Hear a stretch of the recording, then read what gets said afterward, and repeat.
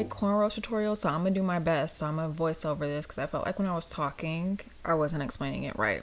So I start off by sectioning my hair. I'm doing 6 cornrows. That's what I've been doing this summer. And I roughly section them out and roughly cornrow them to get them out of the way. Also, I just want to say I'm trying to be more chronological when I post for you guys. I hope y'all are taking notice, okay? I'm going to put the timestamp on here or the date on here so you guys know exactly when I did this. So I start off with edge control. Today I was actually using the Fenty edge control, which I actually really liked. It held my hair down, and I'm starting with blow dried, wash, straightened hair. It's like roughly straightened. It's not like super silk pressed out or anything. And so I put it down both sides about halfway down the braid, and I go in with my edge brush and just kind of smooth it down. Okay, so let's get into the nitty gritty. I'm gonna show you like redos of these so you can get what I mean. But you know how you start your braid with 3? You're gonna do that, and you're gonna start it. You're gonna see I have a good grip. And when I come over, do you see how I'm grabbing some of the hair that's behind it?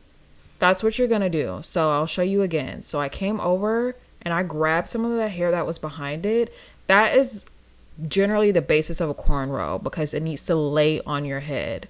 So once you cross back over to the other side, you're gonna grab hair for the pieces that are on the ends. Don't worry about that piece that's in the middle. I find that that is what used to trip me up, is when I would try to grab a piece for the hair that was in the middle. Just grab whatever hair is there and pick it up with that piece that's on the sides, like the pieces that are on the ends. Don't worry about that middle piece of hair. You don't have to grab hair for that part.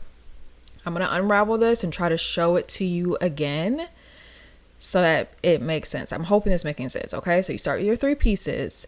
Now when you come under, because you're braiding, right, that piece on the end that you're about to grab some hair with it from behind. And when you come over to the other side, grab some hair with it from behind. Again, do not worry about that middle piece. That used to trip me up. I'm going to show you closer. You're going to cross over underneath, grab the hair that's with it from behind. I could have left that piece there, but I didn't. But just grab some hair with it from behind. Come over to the other side, grab some hair with it. And you're just going to continuously braid down. You're going to do the motion of braiding, but you're just going to keep grabbing the hair. That's why I think it's best to like pre-part your hair so that you kind of know what you should and shouldn't be grabbing, because if you don't pre-part it, you can kind of like make it all zigzaggy. But I think just for the basis of learning how to cornrow, if you know how to braid, you can cornrow. If you can do just like a single individual braid, you can cornrow. The thing that you just need to get down is like when you come over to the other side, like I did just here, you're going to grab some hair that is behind it, and it doesn't need to be sectioned out perfectly. I used to try to like part it with my fingers and then part out 3 sections of hair. Don't even worry about that.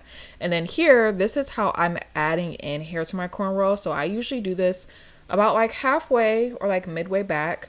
I show you a better example later, but I showed it to you here twice. You're just going to grab that hair, loop it over your fingers, and place it between your thumb and your pointer, and you're just going to continue to braid. Okay, now it is going to take some time. If you've never cornrowed or don't know how, it's going to take some time to get used to that act. So learn how to cornrow first and then try that. But you see how I loop the hair over my fingers, and between my thumb and my pointer finger, I just added that hair in, and you're going to continue to braid.